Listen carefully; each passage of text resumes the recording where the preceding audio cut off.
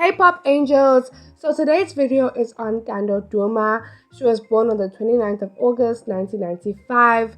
She was born in Orange Farm, a township on the outskirts of Johannesburg. Her family moved to Alexandra, a township in Johannesburg, where she was raised, attending all her formal primary and secondary education.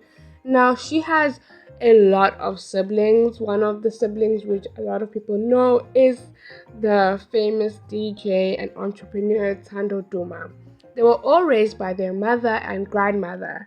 They didn't grow up with their father as he left when they were young and he died in 2008. Growing up, Ntando would get involved in community activities, which would provide a platform for the love she now has for media.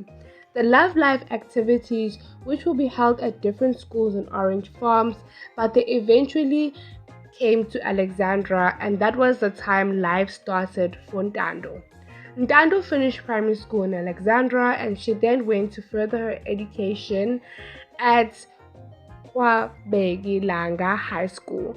By the time she finished high school, Ntando already knew by then she wanted to work in media, and so her choice was to end up in a media school. She advanced her studies at Boston Media College, where she graduated with a diploma in media studies.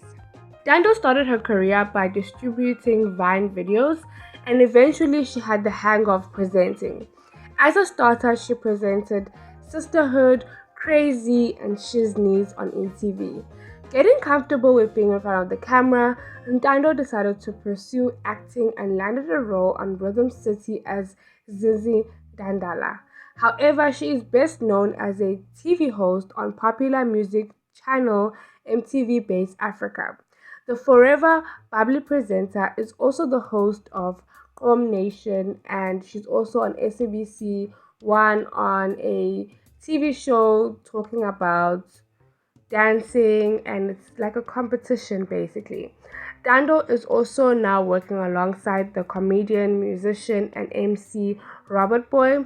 They're working as presenters for the Channel O Lockdown Quarantine Party. The party followed after the world was forced into an instant lockdown due to COVID-19.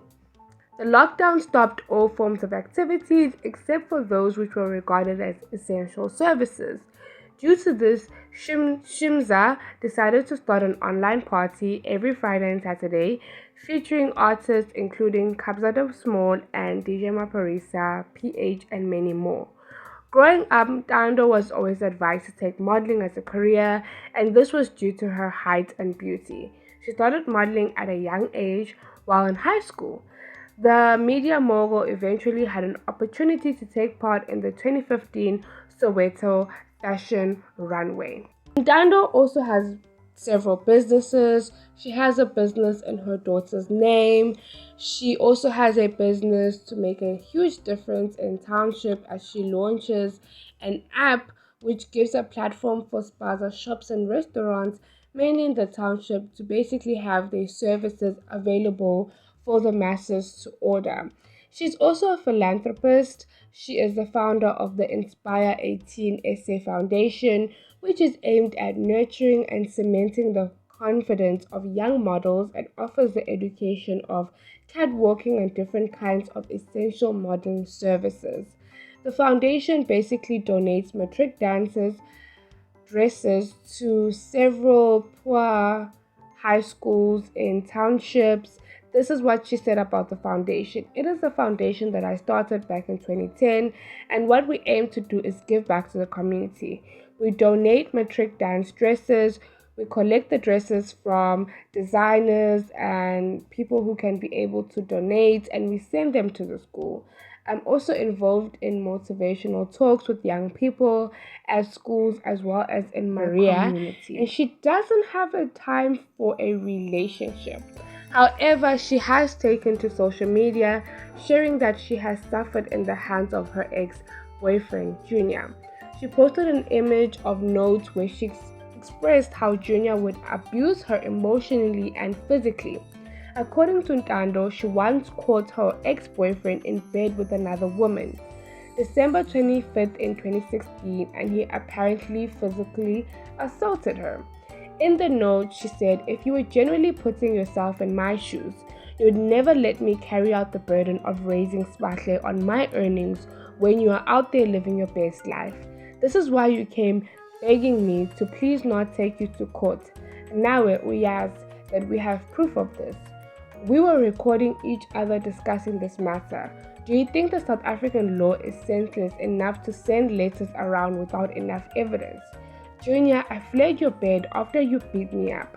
I'm not even thinking of it. My God, do you remember how on Christmas Day 2016 you hit me when I found you on the same bed with another woman? So your bed is the last thing I think of when I think of you. But maintenance is. Love lights to you too."